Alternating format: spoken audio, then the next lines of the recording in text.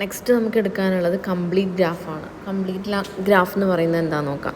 A complete graph of n vertices denoted by kn is a simple graph that contains exactly one edge between each pair of distinct vertices. അതായത് complete ഗ്രാഫിനെ നമ്മൾ denote ചെയ്യുന്നത് kn എന്നാണ്. അപ്പോൾ ഒരു vertex ആണുള്ളതെന്നുണ്ടെങ്കിൽ എന്തായിരിക്കും k1 ആയിരിക്കും, രണ്ട് വേർട്ടെക്സ് ആണുള്ളതെന്നുണ്ടെങ്കിൽ k2 ആയിരിക്കും, മൂന്ന് വേർട്ടെക്സ് ആണെങ്കിൽ k3, നാല് വേർട്ടെക്സ് k4 അങ്ങനെ പോകും.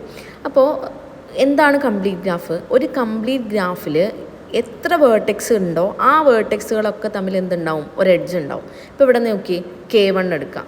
k1 ഒറ്റ വേർട്ടെക്സേ ഉള്ളൂ, അപ്പോൾ പിന്നെ എഡ്ജ് ഉണ്ടാവില്ലല്ലോ, കാരണം ഒരു വേർട്ടെക്സിന് കണക്ഷൻ ഇല്ല. k2 എടുക്കാം. k2 എത്ര വേർട്ടെക്സ് ഉണ്ടാവും? രണ്ട് വേർട്ടെക്സ് ഉണ്ടാവും. ആ രണ്ട് വേർട്ടെക്സും എന്തായിരിക്കും? പരസ്പരം കണക്റ്റഡ് ആയിരിക്കും. എന്ന് വെച്ചാൽ അത് തമ്മിൽ കണക്ട് ചെയ്യുന്ന എന്തുണ്ടാവും? ഒരു എഡ്ജ് ഉണ്ടാവും. ഇനി k3 നോക്കാം. k3 എന്ന് പറയുന്നതിൽ എത്ര വേർട്ടെക്സ് ഉണ്ട്? മൂന്ന് വേർട്ടെക്സ് ഉണ്ട്. പക്ഷേ ഈ മൂന്ന് വേർട്ടെക്സുകൾ തമ്മിൽ എന്തുണ്ട്? ഒരു എഡ്ജ് ഉണ്ട്. ഏത് രണ്ട് വേർട്ടെക്സുകൾ എടുത്താലും അതിനെ കണക്ട് ചെയ്യുന്ന എന്തുണ്ടാവും? ഒരു എഡ്ജ് ഉണ്ടാവും കംപ്ലീറ്റ് ഗ്രാഫ് ആണെങ്കിൽ. ഇപ്പോൾ k4 എടുക്കുക. k4 എടുത്തിട്ടുണ്ടെങ്കിൽ നോക്കി, ഏത് രണ്ട് വേർട്ടെക്സ് നാല് വേർട്ടെക്സ് ഉണ്ടാവും. ആ നാല് വേർട്ടെക്സുകളും പരസ്പരം എന്തായിരിക്കും? കണക്റ്റഡ് ആയിരിക്കും. അങ്ങനെയുള്ള ഗ്രാഫുകളെ നമ്മൾ എന്താ വിളിക്കുന്നത്? കംപ്ലീറ്റ് ഗ്രാഫ് എന്നാണ് വിളിക്കാറ്.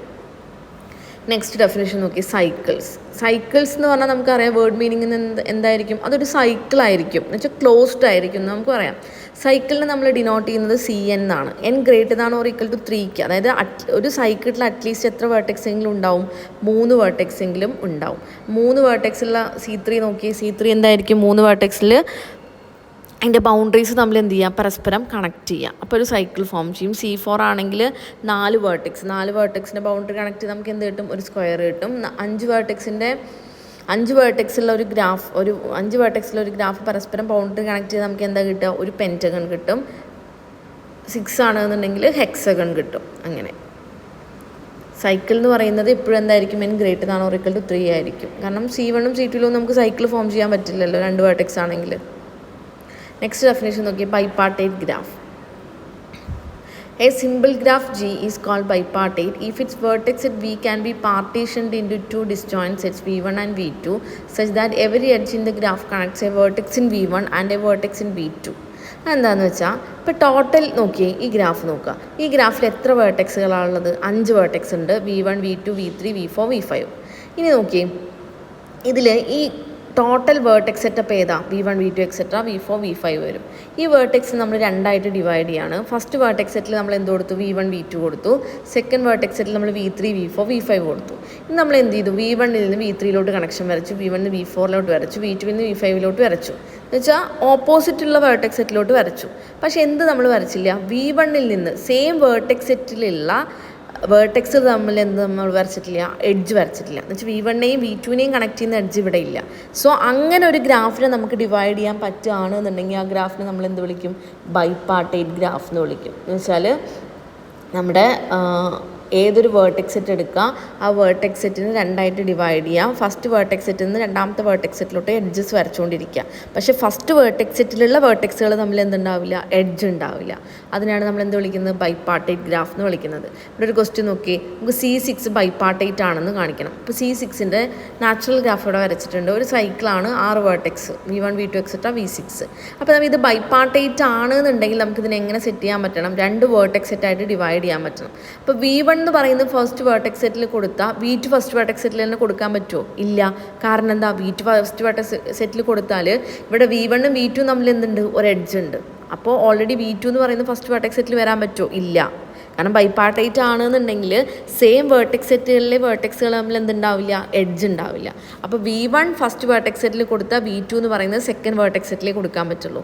അതേപോലെ V2ന് കറസ്പോണ്ടിങ് ആയിട്ട് V3 എഡ്ജ് ഉണ്ട്. അപ്പോൾ V3 ഓപ്പോസിറ്റുള്ള വെച്ചാൽ V1 ഫസ്റ്റ് വേർട്ടെക്സ് സെറ്റിൽ V3 കൊടുക്കാൻ പറ്റും. V3 നിന്ന് V4 എഡ്ജ് ഉണ്ട്. അപ്പോൾ V4 എന്താ? സെക്കൻഡ് വേർട്ടെക്സ് സെറ്റിൽ വരും. V4 നിന്ന് V5 എഡ്ജ് ഉണ്ട്. അപ്പോൾ V5 ഏതിൽ വരും? ഓപ്പോസിറ്റുള്ള ഫസ്റ്റ് വേർട്ടെക്സ് സെറ്റിൽ വരും. പിന്നെ V5 നിന്ന് V6 ഉണ്ട്. അപ്പോൾ അത് നേരെ ഓപ്പോസിറ്റ് വരും.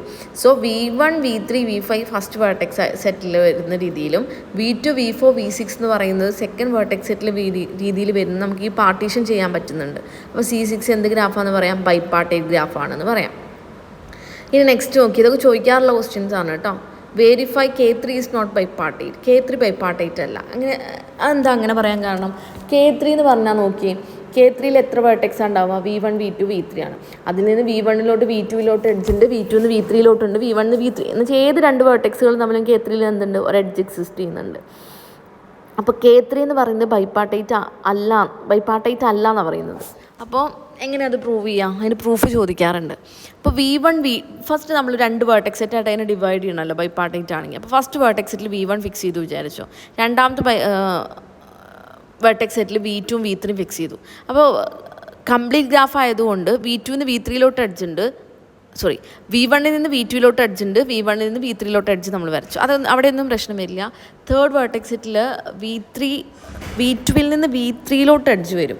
കാരണം K3 എന്ന് പറയുന്നത് കംപ്ലീറ്റ് ഗ്രാഫാണ്. കംപ്ലീറ്റ് ഗ്രാഫ് എന്ന് പറഞ്ഞാൽ ഏത് രണ്ട് വേർട്ടെക്സിൽ എടുത്താലും അത് തമ്മിൽ എന്തുണ്ടാവും? ഒരു എഡ്ജ് ഉണ്ടാവും. അപ്പോൾ V2 V3 എഡ്ജ് എന്തായാലും K3 ഉണ്ട്. പക്ഷെ നമ്മൾ അതിവിടെ വരയ്ക്കുകയാണെന്നുണ്ടെങ്കിൽ സെയിം വേർട്ടെക്സ് സെറ്റിൽ രണ്ട് വേർട്ടെക്സുകളെ കണക്ട് ചെയ്യുന്ന എഡ്ജ് വരും. അപ്പോൾ അതെന്താവില്ല? ബൈപ്പാർട്ടൈറ്റിൻ്റെ ഡെഫിനിഷൻ നമ്മൾ എന്ത് ചെയ്യും?